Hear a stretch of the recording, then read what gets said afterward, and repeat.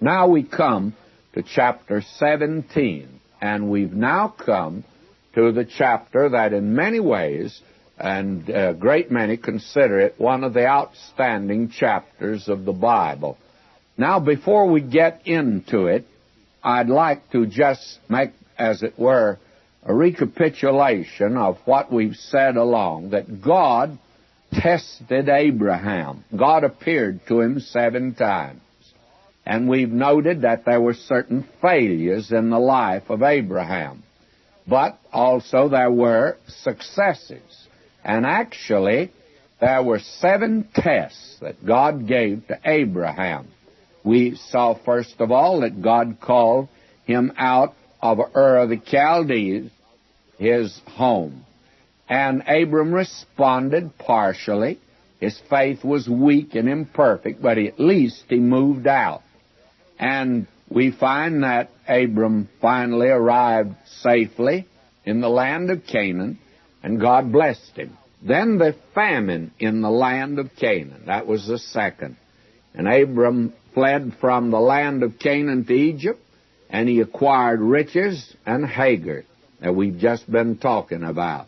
And both were a stumbling block. Then the third test, Abraham was given riches, and they are a real test. They've been a stumbling block for many a man, by the way. The riches, I've always, frankly, wished the Lord had let me have that kind of a test than some of the others that I've had. But nevertheless, I'm of the opinion he couldn't have trusted me with them. Abraham actually didn't forget God, and he was certainly generous and magnanimous toward his nephew Lot, but it separated him from Lot, and God appeared to him. Then we saw Abraham was given power by the defeat of the kings of the east. That is a real test. He happens to be the conqueror. And this man, Melchizedek, met him, and I think that strengthened Abraham for the test. And so he refused the spoils of war. And God appeared to Abraham and encouraged him. Then we have the 5th test. God delayed giving Abraham a son by his wife Sarah. And Abraham became impatient, and through the prompting of Sarah, he took matters in his own hand and moved outside the will of God.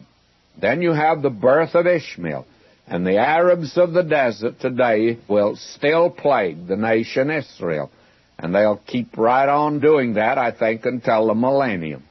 Then the 6th test, we'll see later, was at the destruction of Sodom and Gomorrah. And then the 7th one will be the offering of Isaac. Now this more or less gives us the picture that is before us.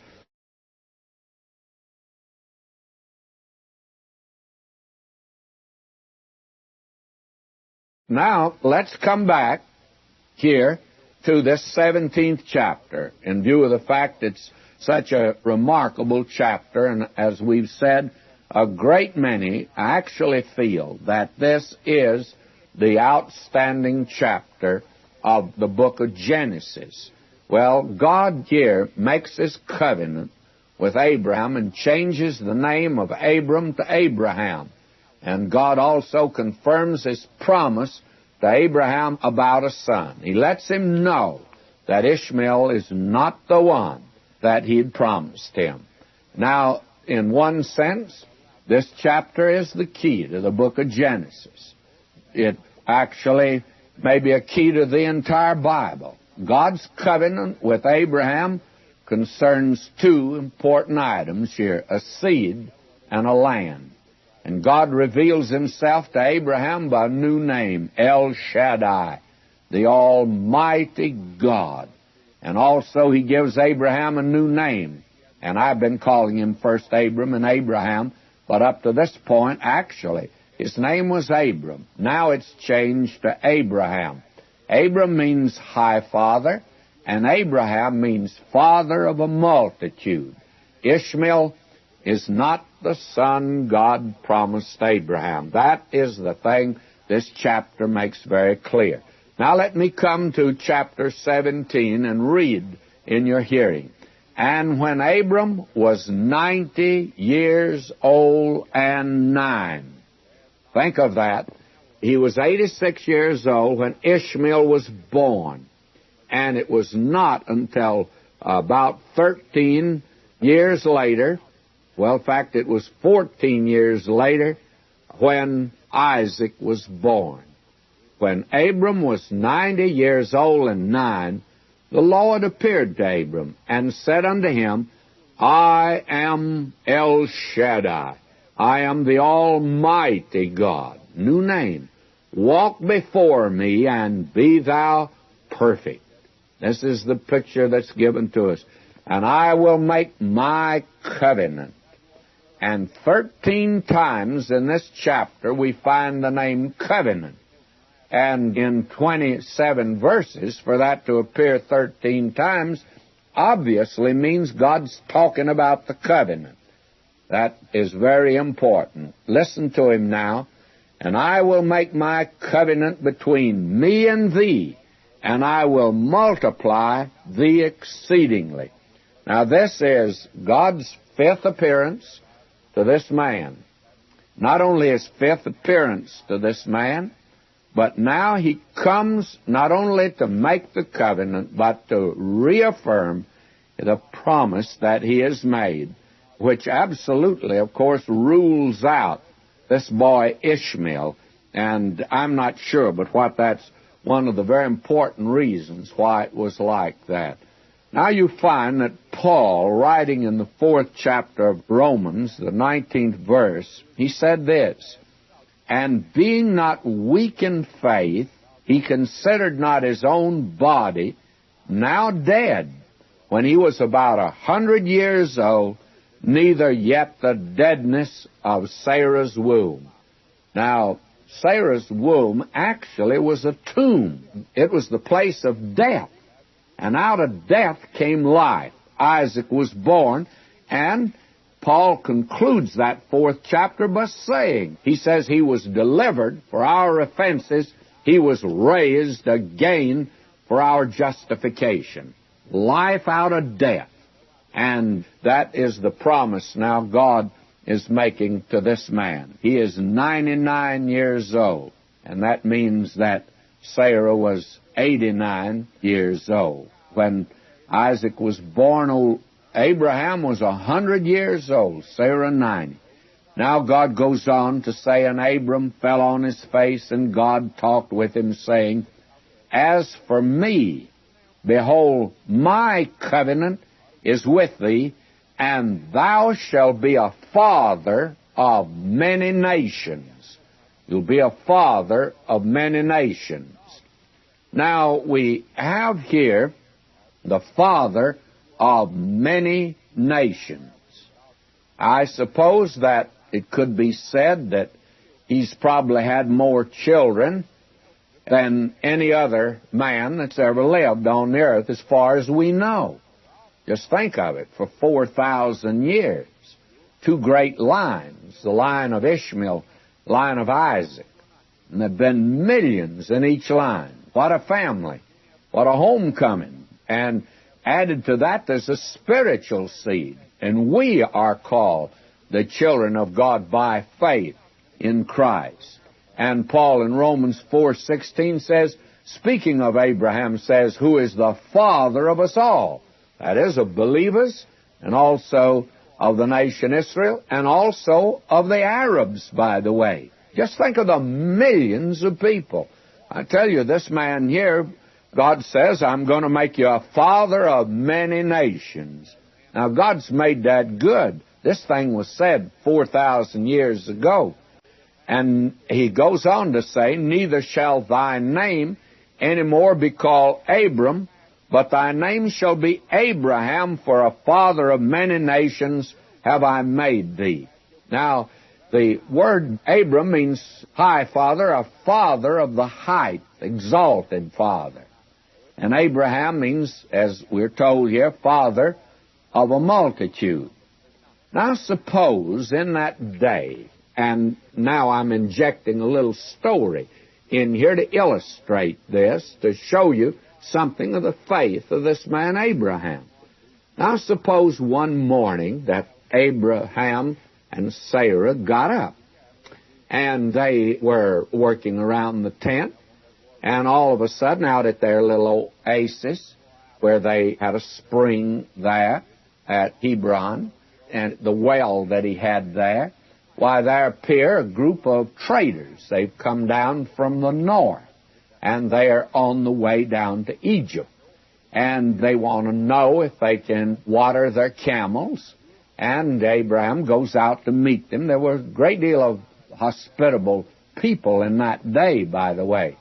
It's quite interesting. We speak of the caveman of way back yonder and how terrible he was. May I say to you that in that day, a stranger couldn't go through the country without somebody had opened their home and they would entertain him. If you came into Los Angeles, a stranger friend, and knew nobody, I don't know anybody to take you in. Frankly, I don't. And there are a lot of Christians in this area. Our culture is altogether different today, but we certainly lack the hospitality they had in that day. And Abraham went out to meet them, said, sure, help yourself. Said, I'll feed you stock. And would you like staying for a while? And they said, no, we're in a hurry to get down to Egypt. We're on a business trip. And one of the men says, my name is Allah.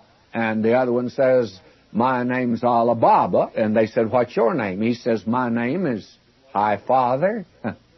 And they said, my, boy or girl? And Abram said, well, I don't have any children. He said, you mean to tell me that you don't have any children and your name is Abram? And he said, yes, my name is Abram. And so they laughed. They said, how in the world can you be a father and not have children? And they ride off on the desert laughing. And they come back 6 months later. And when they come by again, Abram goes out to greet them again, and they all begin to laugh. Hello there, High Father. And he said, my name's not High Father anymore. Oh, they said, what is it? He said, Father of a multitude. And they said, my, must have been twins. And Abraham says, no, I still don't have any children. And then they really laugh. They say, how ridiculous can that be? Well, here's a man who was a father before he had any children. It's Abraham. And he's that by faith now.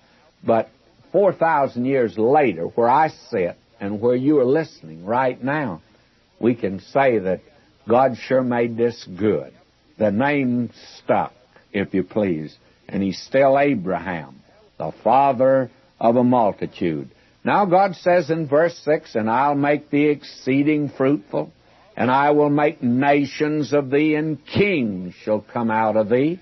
Has God made that one good? He certainly has. Now in verse 7, and I will establish my covenant between me and thee and thy seed after thee in their generations for an everlasting covenant. Now what kind of covenant did God make with Abraham? An everlasting covenant. Well, if it's everlasting, is it good today? It certainly is. You see, God promised you and me everlasting life if we would trust Christ. And that's a covenant God made. And my friend, if God's not going to make this one good He made to Abraham, you better look into yours again. But I have news for you. He's going to make yours good. But He's also going to make Abraham's good. But we'll have to wait next time to see this covenant. And now today, friends, we return back to the 17th chapter of the book of Genesis. If you have your Bible, will you turn there to the 8th verse? Now, last time, you'll recall, we said that the 17th chapter of the book of Genesis is the key chapter of the book. Some think of the Bible. At least it's an outstanding book. That is, this chapter is. And the thing that's important here is the covenant. 13 times the word covenant occurs. God makes this covenant here with Abraham. And there are two things that are in the covenant. God promised him a seed. He'd be the father of many nations. And second, he give him a land. Now we're looking at that last part, verse 8. And I will give unto thee and to thy seed after thee the land wherein thou art a stranger, all the land of Canaan, for an everlasting possession, and I will be their God. And again, there's something that's important in this covenant. God tells him what he will do. God says, I will make thee exceeding fruitful. I'll make nations of thee. I will establish my covenant. I will give unto thee and thy seed, and I will give you this land for an everlasting possession. Now we notice the word everlasting before, and that means God has made a covenant with these people. That's an everlasting covenant, and since it is, it's not one that'll be easily broken. It's not one that's going to run out. God gave them an everlasting possession. Now, they have been in that land on 3 occasions. It's theirs. But the important thing is they only occupy it under certain conditions. And God, first of all, sent them down into the land of Egypt, and they were dispersed there, and that's where they became a nation. They went down a family, about 70, came out 1.5 million at least. And then they were put out at the Babylonian captivity because they went into idolatry, were not witnessing for God. Then we find that they went out again in 70 A.D. After they had rejected their Messiah. They went out of that land, and actually they've never been back. 3 times God predicted they'd be put out of the land. 3 times he said they'd be returned. They've been returned twice. When they're returned the next time, I take it that it means that they'll never go out of it again. At least that's when the millennium takes place, is when God gathers them and brings them back in the land. I do not consider the present return to the land a fulfillment. I rather regard anyone that makes that statement dealing with sensationalism, and there's so much of that in prophecy today, an attempt to make it very sensational. Well, it's sensational enough if you just take it as it is. But the important thing is we ought not to be adding to it or have God say something He didn't say at all. Now in verse 9, and I'm reading, And God said unto Abraham, Thou shalt keep my covenant. Therefore thou and thy seed after thee in their generations. This is my covenant, which ye shall keep between me and you and thy seed after thee. Every man-child among you shall be circumcised. Now that's the badge of the covenant. They didn't do this in order to become a member of the covenant. They did this because they had the covenant from God. And there's all the difference in the world. That's the same place that good works occupies for the believer today. You do not perform good works in order to get saved. You perform good works because you have been saved. And may I say it's all the difference in the world. As a boy, I remember when I went away from home, I did get in a lot of trouble. But the one thing that kept me from going and I think becoming an absolute renegade was the fact of my dad. I said, because I'm a son of my father, I won't do this, or I won't enter into this. I refrained because of that. Now, I didn't become his son because I didn't do certain things. I was already his son, but because I was. Now, that's the badge of the covenant, is circumcision. The thing that put them under the covenant wasn't circumcision. That was the badge of it, the evidence of it. And God gives this to them now. And verse 12, and He says, He that's 8 days old shall be circumcised among you. And if you'll notice how meticulous the record is concerning the birth of Christ, how all the law was fulfilled in connection to the birth of this little baby, that He was a son of Abraham. He was the son of David. He was in the line, and on the 8th day he was circumcised. He was born under the law, Paul says. Now will you notice, God says here that he that is born in thy house and he that is bought with thy money must needs be circumcised. And my covenant shall be in your flesh for an everlasting covenant. That's the badge of it. They didn't have to do that in order to get the covenant. God had already made it for them. And I trust that you see that. That's so important to see. The same thing is true today. A great many people think, well, if I join the church or if I'm baptized, I'll be saved. No, my friend, you don't do those to get saved. Now, if you are saved, let me say as a pastor, I think you'll do both of them. I think you'll join a church, and I think you'll be baptized.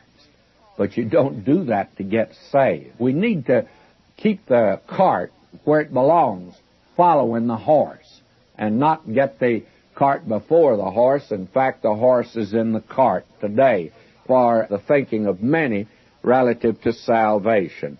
Now, in verse 14, and the uncircumcised man-child, whose flesh of his foreskin is not circumcised, that soul shall be cut off from his people. He hath broken my covenant. Now you see, the fact that there were those that disobeyed, and you'll find out that practically the entire nation had disobeyed when they came out of the land of Egypt. But the thing was, that did not militate against the covenant.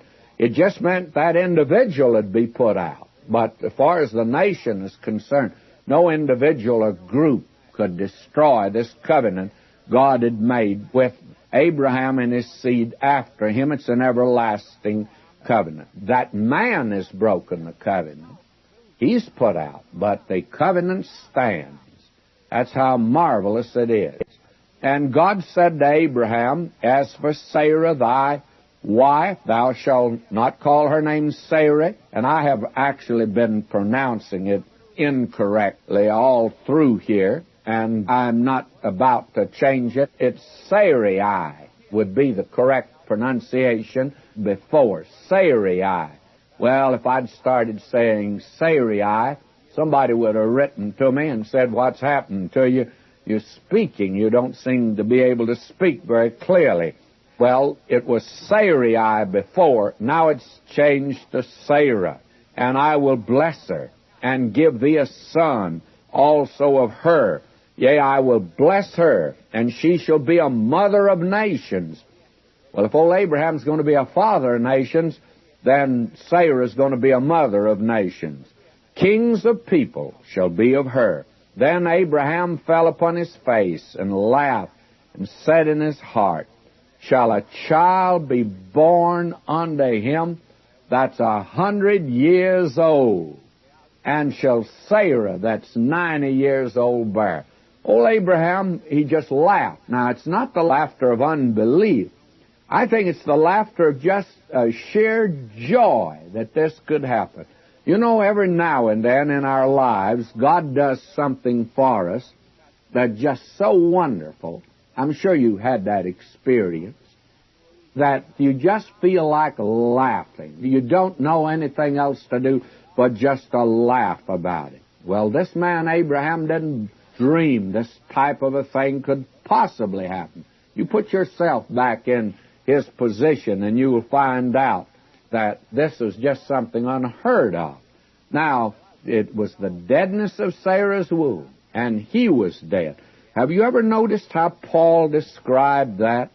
I think I should turn to Romans 4 right now and share this with you. Verse 17, as it is written, I've made thee a father of many nations, before him whom he believed, even God, who quickeneth the dead, calleth those things which be not as though they were, who against hope believed in hope, that he might become the father of many nations, according to that which was spoken, so shall thy seed be.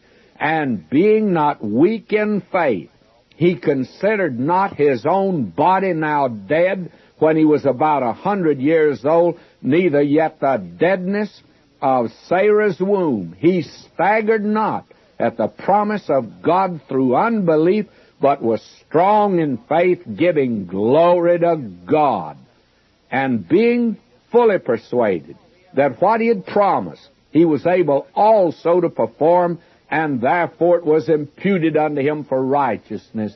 You see, Abraham believed in God, and he just absolutely is overwhelmed by the wonder and the goodness of God.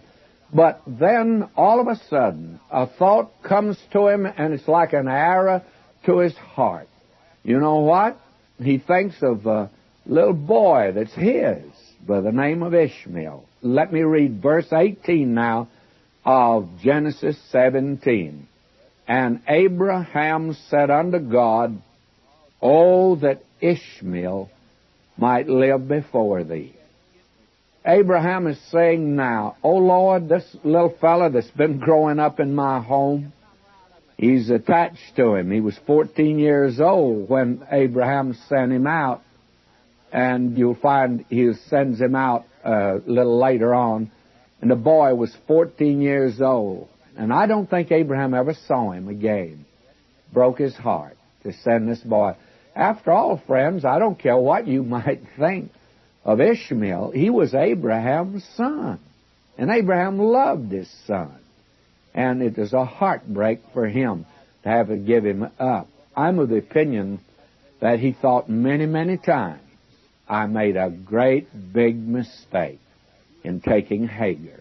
You see, that was a sin that not only plagued him, friend, but look over in that land today. There's been trouble in that land from the beginning. Why? Because Abraham sinned. Don't tell me sin's a little thing, or sin is something you get by with. My friend, the fruits of sin, God says, be not deceived. God is not mocked. Whatsoever a man sows, that shall he also reap. Not something similar, but just that. And this man Abraham is certainly reaping. Oh, that Ishmael might live before thee. And God said, Sarah thy wife shall bear thee a son indeed. In other words, God says, no, I won't accept it. That was wrong. And friends, don't come along now because it's in the Bible and say, well, now, God approved polygamy. He's just condemning it as much as he possibly can. I can't see he's approving of it at all. And thou shalt call, I'm reading verse 19, thou shalt call his name Isaac, and I'll establish my covenant with him for an everlasting covenant, and with his seed after him. And as for Ishmael, I've heard thee. Behold, I've blessed him, and I will make him fruitful. I'll multiply him exceedingly. 12 princes shall he beget, and I will make him a great nation. But my covenant will I establish with Isaac, which Sarah shall bear unto thee at this set time in the next year.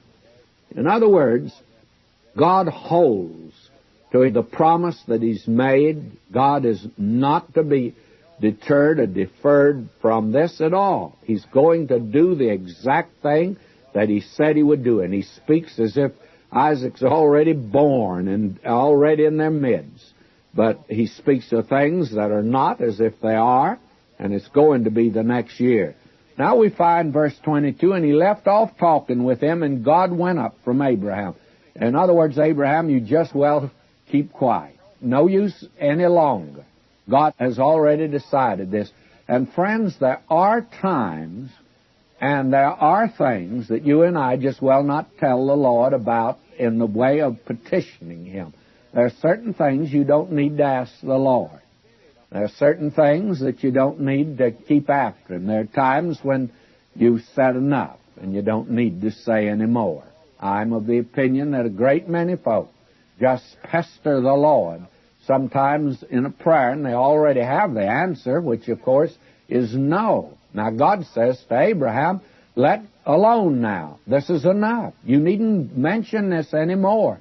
I have not accepted him, and I do not intend to. Now, God's going to hear the prayer of Abraham a little later. We're going to find out God listened to Abraham. But there are certain matters And I find a great many people today, they pray about things that maybe God doesn't intend to hear or answer at all. And I'm very careful, I try to be very careful today about asking people to pray about certain things. I want to at least feel like there's a reasonable chance of God hearing it and answering. Now we find verse 23, and this reveals the interest Abraham had in this boy. And Abraham took Ishmael his son, and all that were born in his house, and all that were bought with his money, every male among the men of Abraham's house, and circumcised the flesh of their foreskin in the selfsame day, as God had said unto him. And Abraham was 90 years old and 9 when he was circumcised in the flesh of his foreskin. And Ishmael his son was 13 years old when he was circumcised in the flesh of his foreskin. In the selfsame day was Abraham circumcised, and Ishmael his son, and all the men of his house, born in the house, and bought with him of the stranger, were circumcised with him. Now this is the badge of the covenant that God has made with Abraham. Now somebody's going to say, well, Ishmael, why was he included? Well, hasn't God promised he's going to be a great nation also? May I say he's included in it in that sense. But he's not to be the one that God had promised Abraham at the beginning. He's not to be the father of the nation that God will use, and the nation through whom the Messiah will come. That's very important to see at this juncture. In fact, it's all important. Now that brings us to the 18th chapter, and actually the 18th chapter here is a chapter that this one and the next, you wonder why it's included in the Bible, actually, until you get to the New Testament. And I think we'll see why later on. And this is, of course, the destruction of Sodom and Gomorrah. Now will you notice it's a rather lengthy chapter. Well, I say lengthy, 33 verses. But I'm going to hit now some high points in this chapter, and probably in the next chapter also. But this is very important to see. You see in chapter 18 what could be called a blessed life, and you could see in chapter 19 down in Sodom and Gomorrah, Lot, blasted life, all because of a decision that was made. Now I'm reading verse 1 of chapter 18, and here God tells Abraham about the judgment of Sodom and Gomorrah and Abraham's intercession on behalf of the cities of the plain. And this is an illustration, I think, of blessed Christian life in fellowship with God. And the Lord appeared unto him in the plains of Mamre, and he sat in the 10th door in the heat of the day. We see old Abraham down there now in Mamre. He's an old man, by the way. And he lifted up his eyes and looked, and lo, 3 men stood by him. When he saw them, he ran to meet them from the tent door and bowed himself toward the ground. Notice the hospitality that Abraham extends. Now, the little story I told last time, you see, has a basic of fact at least. I don't think it ever took place, but the point is, this man was a very gracious, hospitable man. And he said, My Lord, if now I found favor in thy sight, pass not away, I pray thee, from thy servant. Let a little water, I pray you, be fetched, and wash your feet, and rest yourselves under the tree. Now, you see what he's doing. Of course, that seems very strange to tell a stranger that comes to see you, wash your feet and come in. We wouldn't quite say that today. But that was probably the oldest custom that is known. Remember, yonder in the upper room, our Lord washed the disciples' feet. Has a tremendous spiritual message there. And here you see Abraham says, wash your feet. That is a token of real hospitality, is when someone comes into your home and takes off their shoes, their feet are washed. And by the way, in that day, they didn't take off their hat, but they did take off their shoes. Today we've reversed it.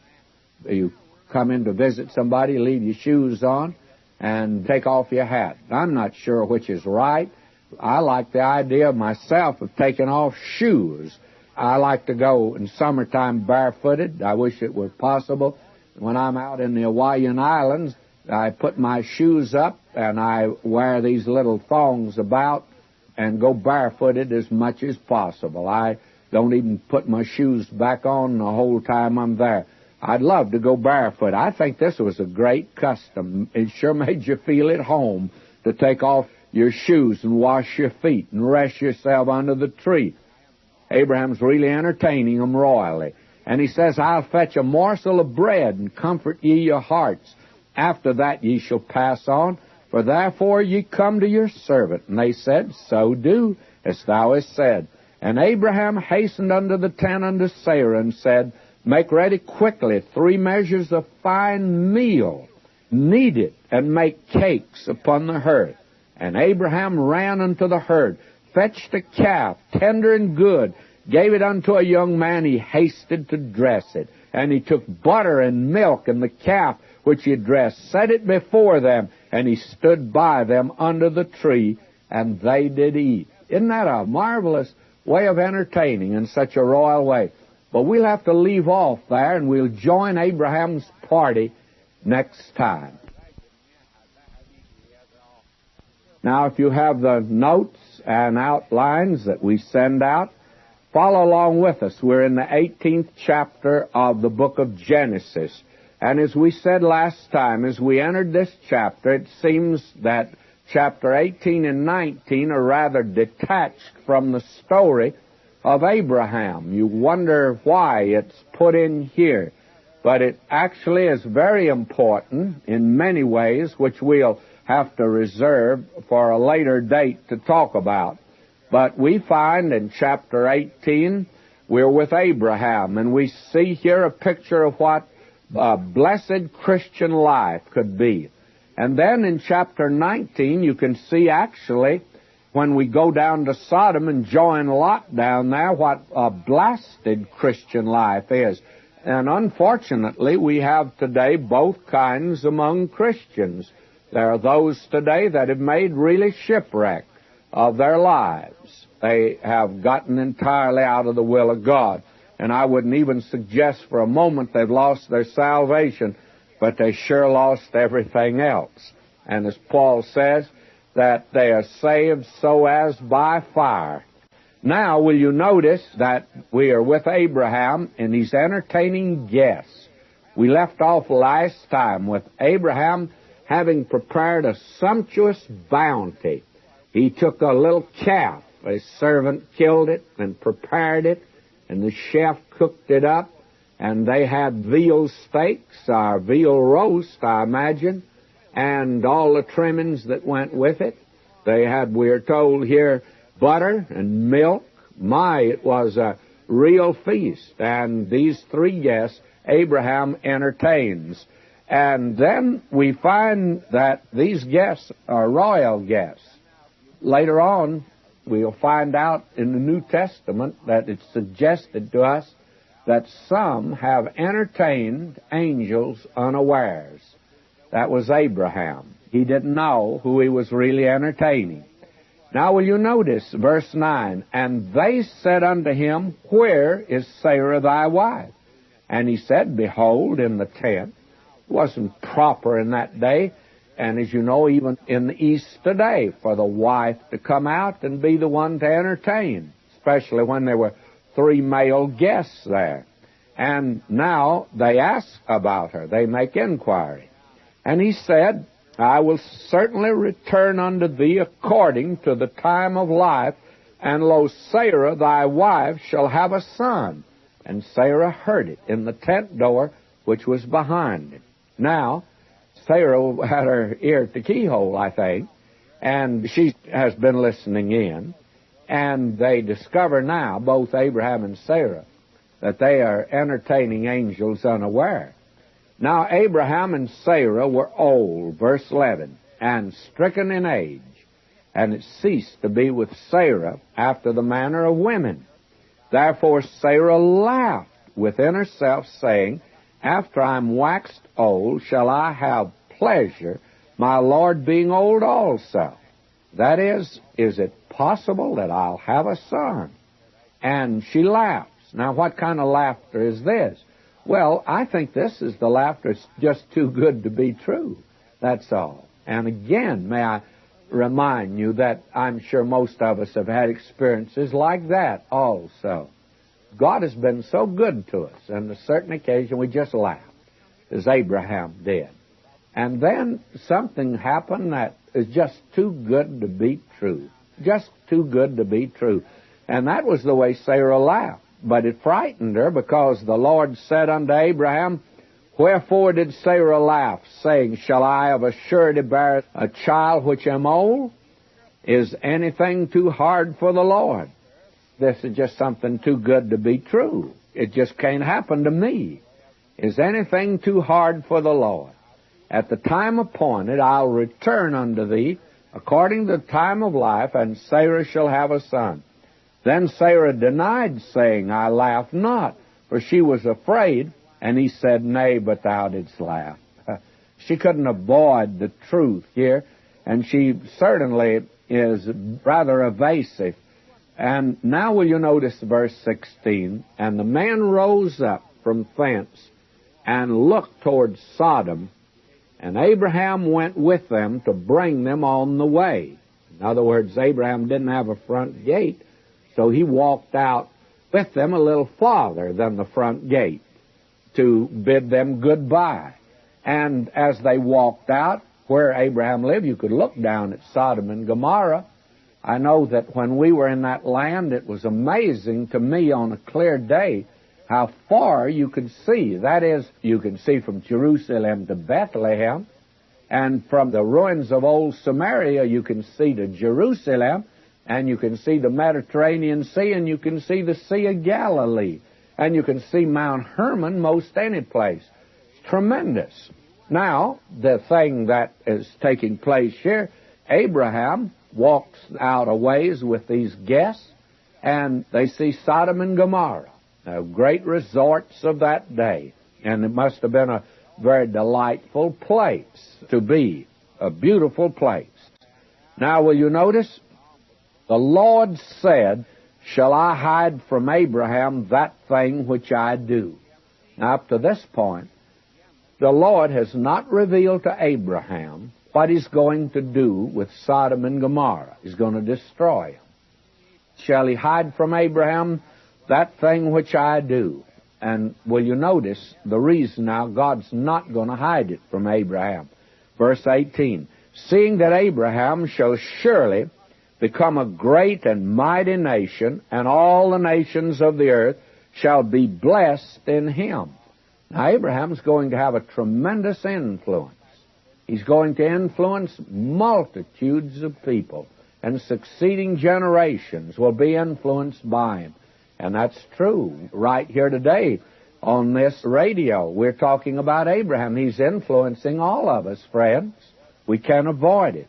Now, God says, I better not hide it from him, because he'll get a wrong impression of me. Verse 19, For I know him, that he will command his children and his household after him, and they shall keep the way of the Lord. And this man Abraham, by the way, had discipline in his household, to do justice and judgment, that the Lord may bring upon Abraham that which he hath spoken of him. Now, he said, I better tell Abraham. And the Lord said, Because the cry of Sodom and Gomorrah is great, and because their sin is very grievous, I'll go down now and see whether they've done altogether according to the cry of it, which is come unto me, and if not, I will know. In other words, God is saying now to Abraham, Abraham, I know the situation there, but I'm going down to investigate. And God never does anything hurriedly or hastily. And I'm going to destroy the city. It's a good thing God told Abraham this, because Abraham would have got a wrong impression of God, and that is that God was rather dictatorial, vindictive, and that he was one that apparently showed no mercy at all or consideration of those that were his. Abraham would have really had a distorted and warped view of God. And so what happened was that God lets him know now what he's going to do. And Abraham has a time now to turn this over in his mind. And it's a good thing God told him, because he did have a wrong idea of God and of Sodom and Gomorrah. He was wrong about many things. And that's one of the reasons that God is telling us as much as he tells us. A lot of things that he doesn't tell us, but he's told us enough. Though a man be a fool and a wayfaring man, he needn't err therein. Now will you notice what happened? The men turned their faces from thence and went toward Sodom, but Abraham stood yet before the Lord. Abraham is now waiting before the Lord. And Abraham drew near and said, Wilt thou also destroy the righteous with the wicked? Now what was the first thing that entered his mind? The first thing entered his mind, of course, was Lot. He'd rescued him once. Now he's in danger down there. And he's wondering, I think he'd wondered about Lot and his relationship to God many times. But he at least believes he's a saved man. And he's asking God, what about the righteous? And after all, Abraham, I think, would have told you that there were many people, he thought, in the city of Sodom that were saved. And he couldn't understand God wanting to destroy, or that he would destroy the righteous with the wicked. What a picture we have here. He says, Peradventure there be 50 righteous within the city. Wilt thou also destroy and not spare the place for the 50 righteous that are therein? Now Abraham begins with 50. He says to the Lord, Lord, suppose there are 50 righteous down there in Sodom. Would you destroy the city if there were 50 righteous? And you know that it's quite interesting. Will you notice this? He keeps on. That be far from thee to do after this manner, to slay the righteous with the wicked, and that the righteous should be as the wicked. That be far from thee. Listen to him. Shall not the judge of all the earth do right? And may I say that's still a question that many people ask. Shall not the judge of all the earth do right? And there's an answer to it. The rest of the Bible testifies to the fact that the judge of all the earth always does right. Now, whatever God does is right. And if you don't think he's right, the trouble is not with God. The trouble is with you and your thinking. You're thinking wrong. You don't have all the facts. You do not know all of the details. If you did, you'd know that the judge of all the earth does right. We are wrong. He's right. And the Lord said, if I find in Sodom 50 righteous within the city, then I will spare all the place for their sakes. And Abraham thought that over. And Abraham answered and said, Behold now, I've taken upon me to speak unto the Lord, which am but dust and ashes. Peradventure there shall lack 5 of the 50 righteous. In other words, he says, if there are 45 there, would you destroy the city for 45? And God told him, if I find there 40 and 5, I'll not destroy it. And this makes the man a little bit bold. And he said unto him, again, he says, suppose there are 40. And the very interesting thing is, God says, I won't destroy it for 40. And Abraham keeps on bringing him down. He says, how about 30? And God says, well, if there are 30 there, I still won't do it. And he says, suppose that there are 20 there, I'll not destroy it. And, well, Abraham's overwhelmed now, and he takes another plunge. He says, suppose there are 10 there. Would you destroy it if there are 10? God says, if there are 10 righteous in the city, I won't destroy it. And we're told at this point, and the Lord went his way as soon as he had left communion with Abraham, and Abraham returned to his place. Now the question arises, why didn't he come on down below 10? I'll tell you why. At this point, he's afraid Lot is lost. And this disturbs him a great deal, so he's not going to come down any farther. But he could have come down, friends, to one. He could have said, Lord, if there's one in that city that's righteous, would you destroy the city? And you know what God would have said? If there's one that's righteous in that city, I'm going to get him out of that city, because I wouldn't destroy it if there's one righteous there. And you tell me, you say, how do you know that's the way it had been? Because that's the way it worked out. There was one righteous man there. Abraham didn't believe it, but God knew him. That was Lot. And God said, get out of the city. And God says, I can't destroy it till you are out. Did you know the tribulation, the great tribulation period, can't come as long as the church is in the world? Just can't come, friends. Because Christ bore our judgment. And the great tribulation is part of the judgment that is coming.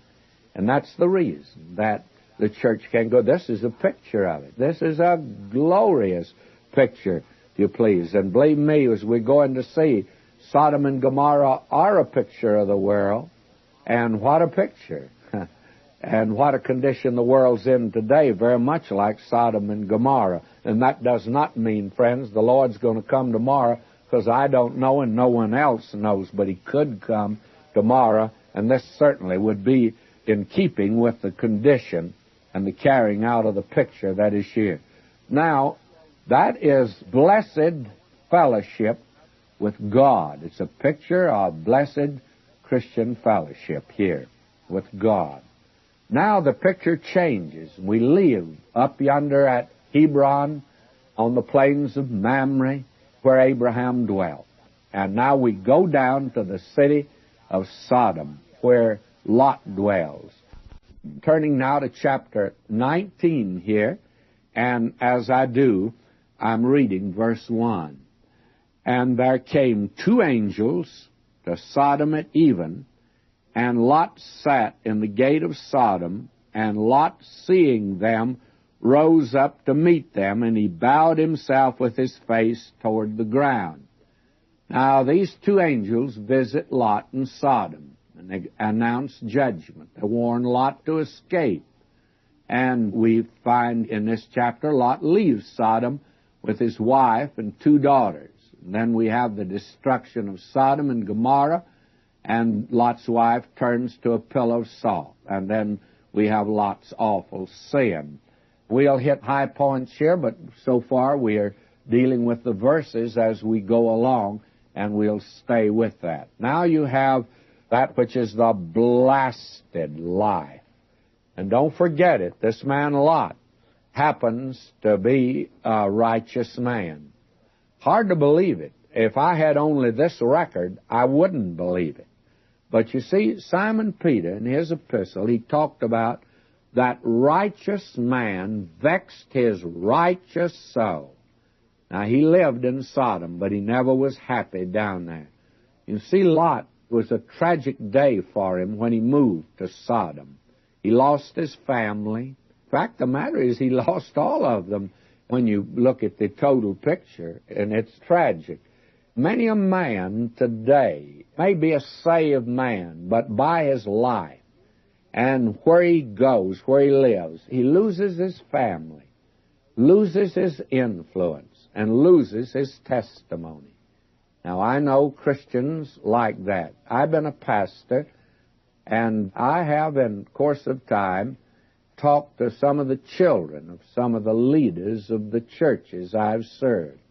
Hasn't been too long ago that the son of a leader of the church that I served said all he was doing was waiting for his dad to die in order to repudiate everything. He thought the whole thing was phony, that the Christian life was, and all he could see was hypocrisy and everything. All he was doing, of course, was telling about his home.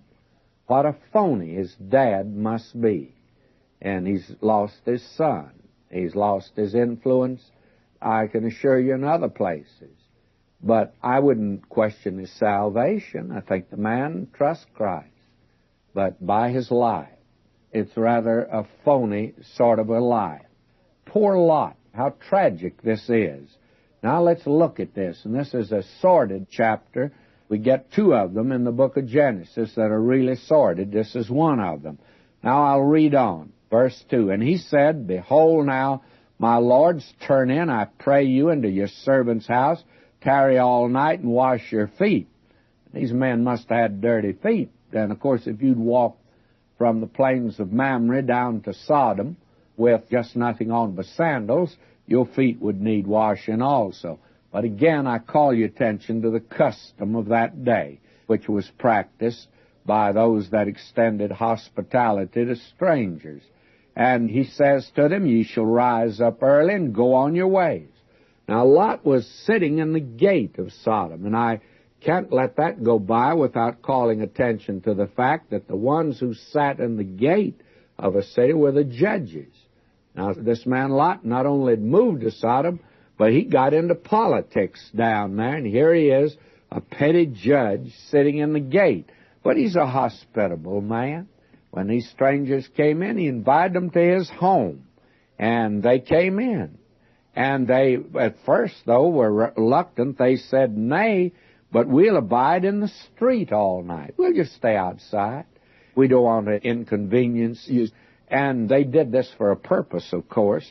He pressed upon them greatly, and they turned in unto him, and entered into his house, and he made them a feast, and did bake unleavened bread, and they did eat. Now, these men have another feast.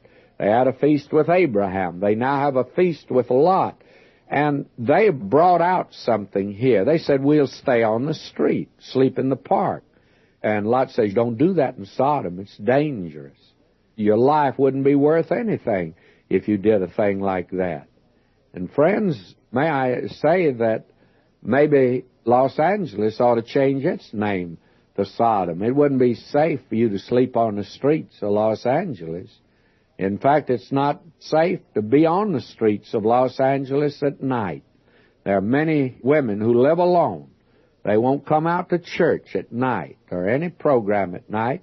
One dear saint of God told me, she said, I just lock my door at Brother McGee, and I do not open that door until the next morning at daylight. Says it's not safe in my neighborhood to even walk. Well, the days of Sodom and Gomorrah again, and practically for the same reason. And so they bring this out. Lot says, no, man, don't stay on the street. Wouldn't be safe for you. And he pressed upon them, and then they came in. Now notice this awful thing, verse 4. But before they lay down, the men of the city, even the men of Sodom, compassed the house round, both old and young, all the people from every quarter. And they called unto Lot, and said unto him, Where are the men which came into thee this night? Bring them out unto us, that we may know them. May I say, this is a sickening scene. To me, this reveals the degradation of this city, the city of Sodom. And this is the name that's been put on that sin from that day to this, sodomy. Now, there was no attempt made, apparently, in the city of Sodom to have a church for this crowd and tell them that they're all right in spite of the fact that they practice this thing. May I say to you that the Word of God is specific on this, and you can't tone it down. This is an awful sin. Now we're going to see what happens at the home of Lot in the city of Sodom that night. We'll have to wait till next time. If you have your Bible, and we'll turn there to Genesis 19, we are going to pick up at verse 6. Now, this is the chapter in which we see what we have called an example of blasted Christian life. This is an evidence of what today could happen to many believers, and it does happen to many believers. This man Lot had gone down into the city of Sodom. He did not realize it was the kind of a city that it was. I'm sure of that. But he got down there and found out that perversion was the order of the day. And he brought up his children, his sons and his daughters, in that atmosphere. Now, when he looked down there, and you will recall we saw that he pitched his tent toward Sodom, He looked down there, he saw the lovely streets and boulevards and parks and public buildings and the folk on the outside, but he did not see what they really were. Now, the sin of this city is so great that God is going to judge it. God is going to destroy the city. Now, let's draw a pretty sharp line here. There is today a gray area where there is a new attitude towards sin today. And it's not really as black as we once thought it was. And the church today is compromised till it's even pitiful. Right now, the press is reporting in Southern California that we have a church made up of those that are homosexuals. And the pastor of the church, lo and behold, is also one. They all admit it. Now, may I say to you, the lesson of Sodom and Gomorrah is a lesson for this generation. Now, God's not accepting this kind of a church. The idea seems to be today that you can become a child of God and you can continue on in sin. God says that's impossible. You cannot do that. And this city of Sodom is an example of that you cannot continue in sin. Paul asked the question, shall we continue in sin? And the answer is, God forbid, or let it not be. Paul says that's impossible. And it's this idea today that you can be a Christian and go on in sin is a tremendous mistake, and especially make light of it as I judge it's being made in this particular case. Now, that's what they were doing in Sodom and Gomorrah. Now, God destroyed these cities. Now, don't say we have a primitive view of God here and we have a better one today, because even after all, Jesus received sinners. He sure did. But when he got through with them, he had changed them. The harlot that came to him was no longer in that business. When she came to God, she changed. That's the thing that happened to other sinners. A publican came to him, and he left the seat of custom. He gave up that which was crooked, and he came to the Lord. I tell you, my friend, if you come to Christ, and I don't care what this generation is saying, and I recognize there'll be a great many people writing and explaining to me that we're living in a new day and I need to wake up. Well, my friend, we are living in a new day, but it just happens to be Sodom and Gomorrah all over again. Now, I begin reading at verse 6, and probably I should do it without comment. And Lot went out at the door unto them and shut the door after him. Now, the men of Sodom were outside the door asking that these guests that he had, that they be turned out to them. Verse 7, and said, I pray you, brethren, do not so wickedly. That's the way Lot looked at it, and he'd been down there a long time, and it wasn't new morality to him, just old sin.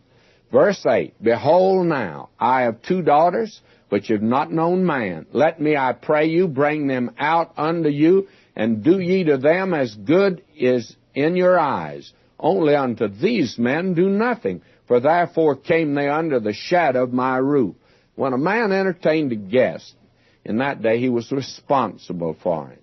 And the thing was that he was willing to make this kind of a sacrifice to protect them. And they said, this is what that crowd outside, stand back. And they said again, this one fellow came in to sojourn, he'll needs be a judge. You see, Lot was advancing in the political area there. Now will we deal worse with thee than with them. And they pressed sore upon the man, even Lot, and came near to break the door. But the man put forth their hand, pulled Lot into the house to them, and shut to the door. And they smote the men that were at the door of the house with blindness, both small and great, so that they wearied themselves to find the door. And if they hadn't, of course, Lot and these men would have been destroyed, because that was the thought of these men. And the men said unto Lot, hast thou here any besides, son-in-law? and thy sons, thy daughters, and whatsoever thou hast in the city, bring them out of this place. For we will destroy this place, because the cry of them is waxen great before the face of the Lord, and the Lord hath sent us to destroy it. And Lot went out. He spake unto his sons-in-law, which married his daughters, and said, Up, get you out of this place, for the Lord will destroy this city. But he seemed as one that mocked unto his sons-in-law. Now this man Lot here is in a very bad situation. He'd spent years now down in the city of Sodom. He'd learned to tolerate this sort of thing, although he calls it wickedness. And he saw his sons and daughters grow up. And they apparently married among the people of that day. And when the time came, and Lot got this word from the Lord to leave the city, he went to his sons-in-law and he said, Let's get out of here. God will destroy this city. They laughed at him. They ridiculed him. I suppose they knew that the week before he had invested a little money in real estate there. And they said, We know you. You are wrapped up in the city of Sodom. This is your home. You have apparently applauded these things and approved of them. Do you see this man out of the will of God in this place? There's no witness for God. He didn't win anybody in this city. And when you go down to their level, friends, you don't win them today either. And that's being demonstrated, I think, in this hour. Now, this man Lot, frankly, I would have agreed with Abraham that he wasn't saved. But you remember Peter, in 2 Peter 2, 6 and 8, says, This righteous man vexed his righteous soul. I tell you, he never enjoyed it down there. Now, he's going to leave the city. He can't get anyone to leave with him except his wife and 2 single daughters.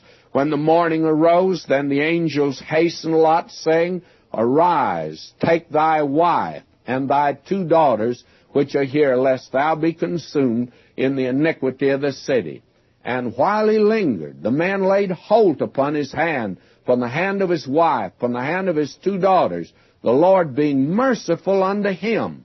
You see, here's a man that was God's man in spite of everything. And if I only had the book of Genesis, I'm not sure I would believe that Lot was saved. I agree with Abraham.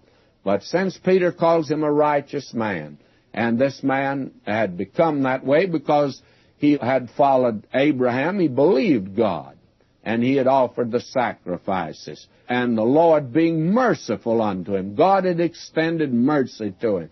And he believes God, and he gets out of the city. Now, it came to pass, when they had brought them forth abroad, that he said, Escape for thy life, look not behind thee, neither stay thou in all the plain, escape to the mountain, lest thou be consumed. And even Lot didn't want to leave. Lot said unto them, O not so, my Lord. Behold, now thy servant hath found grace in thy sight. Thou hast magnified thy mercy, which thou hast showed unto me in saving my life.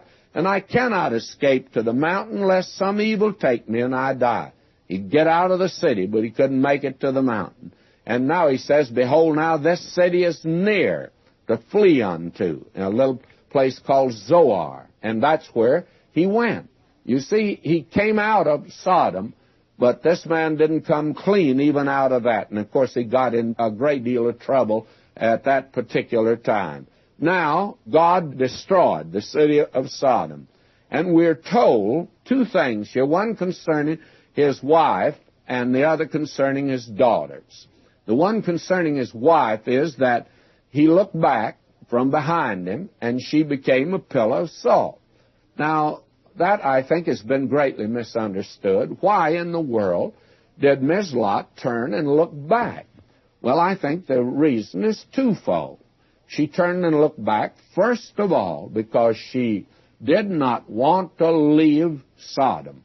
She loved Sodom. She loved Lot, too, but it was a lot of Sodom that she loved. And she didn't want to leave. I think she was a member of the country club, the sewing club, and the Shakespeare club, And in fact, there wasn't a club in town that she wasn't a member of. She just loved these little get-togethers in the afternoon. And I'm not sure, but what they met and studied religion. They had a nice little religious club. Oh, she was right in the thick of it all, friends. She didn't want to leave. Her heart was in Sodom. Her body walked out, but she surely left her heart there. Now, that is a tremendous lesson for us today. We hear a great deal, and I hear a great many Christians who talk about they want to see the Lord come, and they're not living like it. On Sunday morning, why, it's difficult to get them to leave their lovely home. And Sunday night, they're not going to leave their lovely home because they love TV, too. They've got a color TV, and they're going to look at the programs on Sunday night because they have some good ones, and they want to see them. They're not going to church. Now, when the Lord comes, friends, you're going to leave the TV. You're going to leave that lovely home. You're going to leave everything down here. I just have one question to ask you. Will it break your heart to leave all of this down here? I've asked myself that question many times. I'm not anxious to leave, I'll be honest with you. I'd love to stay. I have my loved ones, I want to be with them. And I have friends, and I want to be with them. And I have this program, and I want to be with it. And I'll be very frank with you. I hope the Lord will just let me stay here. But I also want to be able to say, when He does call, I don't want to have a thing down here that'll break my heart to leave. Not a thing. I love my home, too. But I'll be honest with you, I'd just soon go off and leave it. May I say to you, Miss Lot turned and looked back. That's one of the explanations. And then the other's just simply this. Why did she look back? She didn't believe God. God says you leave the city and don't look back. And Lot didn't look back. He believed God. But Miss Lot didn't. She did not believe God. She wasn't a believer. And so she didn't really make it out of the city. She's turned to a pillar of salt. And I'm not going into the story of the two daughters that's as sordid as it can be. Frankly, Lot didn't do well in moving down to the city of Sodom. He lost everything except his own soul. And, you know, that's a picture today of a great many people that won't judge the sins in their lives. And they're saved, but just so as by fire. And you find that the Lord has said in a very definite way to some of these folk that have put all their eggs in a basket like this. God says that if you won't judge your sin down here, He will judge it. And apparently that was the case in Lot's story. Now, I want to leave this chapter, but I want to leave it by looking at Abraham. What did Abraham think of all of this? Well, let me read verses 27 and 28 of Genesis 19. Abraham got up early in the morning to the place where he stood before the Lord, and he looked toward Sodom and Gomorrah, toward all the land of the plain, and behold, and lo, the smoke of the country went up as the smoke of a furnace. Now, when Abraham looked down there, I think his heart was sad. I'm not sure whether he knew Lot had escaped or not. He probably learned about it later on. But when he looked down there, he probably was sad because of Lot's sake. But Abraham hadn't invested a dime down there. And when judgment came, it didn't disturb him one whit, because he wasn't in love with the things of Sodom and the things of the world. You remember what we're told today? Love not the world, neither the things that are in the world. I have a message that I give periodically, and the title of it is Sightseeing in Sodom. And I attempt to look at Sodom through the eyes of Lot himself. And he sure had a wrong view of it. And Mrs. Lot, she fell in love with it. And then the view of Abraham. You can sightsee in Sodom with Abraham. He lost nothing down there. Or you can go through Sodom with the Lord and see it as He sees it. And it's too bad that the church is not looking at the sin of sodomy. I don't think it's any greater today than it's been in the past.